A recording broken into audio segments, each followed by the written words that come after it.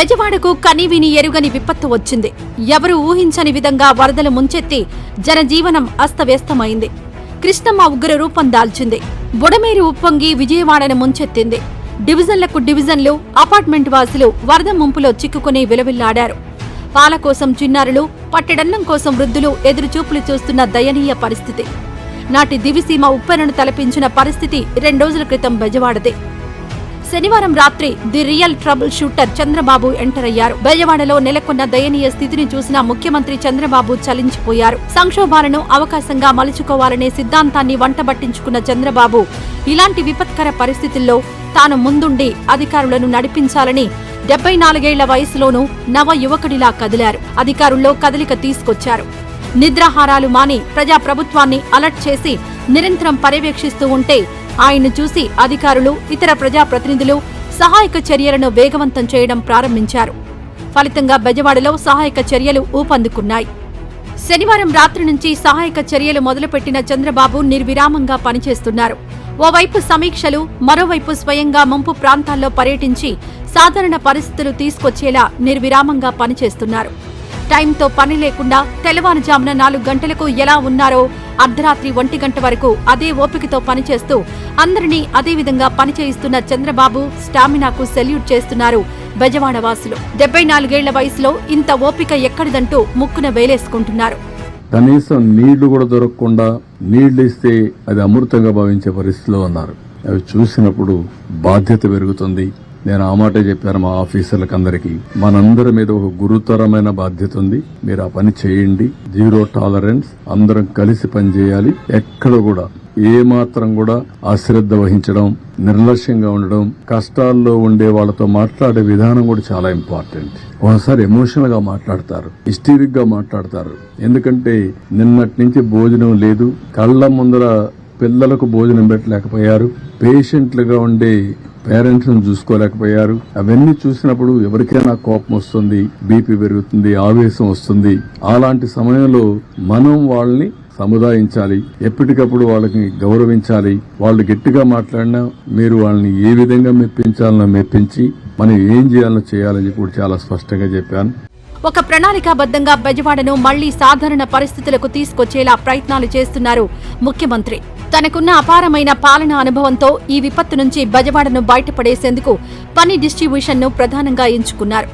డివిజన్ల వారీగా సహాయక చర్యలను విభజించారు. 39 డివిజన్లకు 39 మంది సీనియర్ ఐఏఎస్లను నియమించిన చంద్రబాబు ముంపు పరిధిలో ఉన్న 179 సచివాలయాలకు 179 మంది ఇన్ఛార్జీలను నియమించారు. ఆహార ప్యాకెట్లను అందించడం కోసం బోట్లను ఉపయోగించేలా చర్యలు తీసుకున్నారు. మనుషులు వెళ్లలేని చోట్లకు డ్రోన్ల ద్వారా కూడా ఆహార పొట్లాలు పంపేలా చంద్రబాబు తీసుకున్న నిర్ణయంతో సుమారు 10,000 మందికి ఆహారం అందించగలిగారు అధికారులు.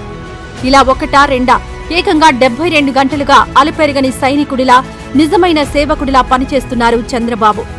అధికార యంత్రాంగమే కాదు, సమాజం కూడా. సమాజంలో హితం అనేది మరి మనం చనిపోతే ఎవడు తీస్తాడు రేపు? ఆ ఆలోచన ప్రతి ఒక్కరికి రావాల్సిన అవసరం ఉంది. అందుకే చెప్తున్నా, చాలా గట్టిగా చెప్తున్నా. 1-2 గారిని చాలా చూశాను. ఇవన్నీ అవి చూసిన తర్వాత నాకు చాలా బాధ కలిగింది. ఆ బాధే ఇక్కడ రిఫ్లెక్ట్ చేస్తున్నా. చాలా స్టబర్న్ గా ఉంటాను. దృఢ సంకల్పంతో మనసును కూడా స్థిమితం చేసుకొని చెప్తున్నాను.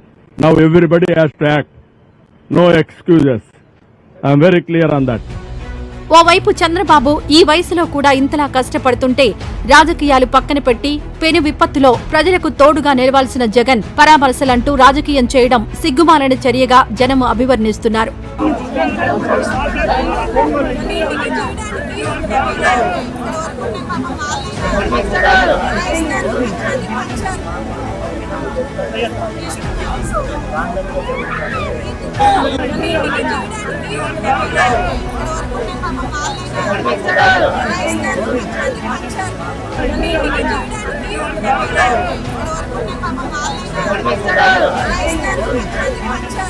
అన్నింటికంటే ముఖ్యంగా ప్రజలు ఆలోచించాలి. ఏంటంటే నిన్నొచ్చి 5 నిమిషాలు వచ్చి షో చేసి ఒక్క వ్యక్తికి ఒక పాకెట్ భోజనం ఇచ్చారండి, ఒక వ్యక్తిని పరామర్శించారండి, ఒక వ్యక్తిని సపోర్ట్ చేయడుగా చేశారండి. ఆ పేపర్ ఉంది, రాయొచ్చు కదా పాజిటివ్గా. ఏంటివన్నీ? వికృతమైన చేష్టలు, పనికిరాని చేష్టలు. ఎవరు చేయరు ఇవన్నీ. అందుకే నేను చెప్పాను ఎస్కోబార్ అని.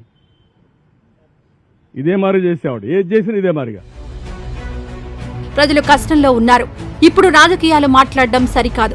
వారిని రక్షించడమే నా ప్రథమ కర్తవ్యమని చంద్రబాబు అంటుంటే, వరద బాధితుల దగ్గరికెళ్లి చంద్రబాబును, ప్రభుత్వాన్ని విమర్శించి జగన్ తనను తగ్గించుకున్నారు.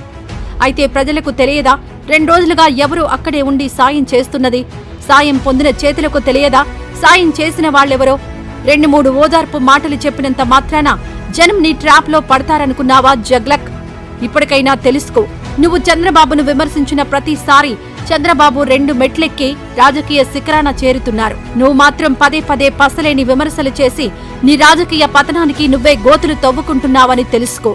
ఈ వీడియో నచ్చితే లైక్ చేయండి. అలాగే మా ఛానల్ ని ఫస్ట్ టైం కనుక చూస్తున్నట్టయితే ఇప్పుడే సబ్స్క్రైబ్ చేసుకుని పక్కనే ఉన్న గంట సింబల్ ని యాక్టివేట్ చేసుకోండి. అప్పుడే మేము పెట్టే ప్రతి వీడియో మీకు నోటిఫికేషన్ గా వస్తుంది. అలాగే ఈ వీడియో పూర్తిగా చూసినందుకు ధన్యవాదాలు.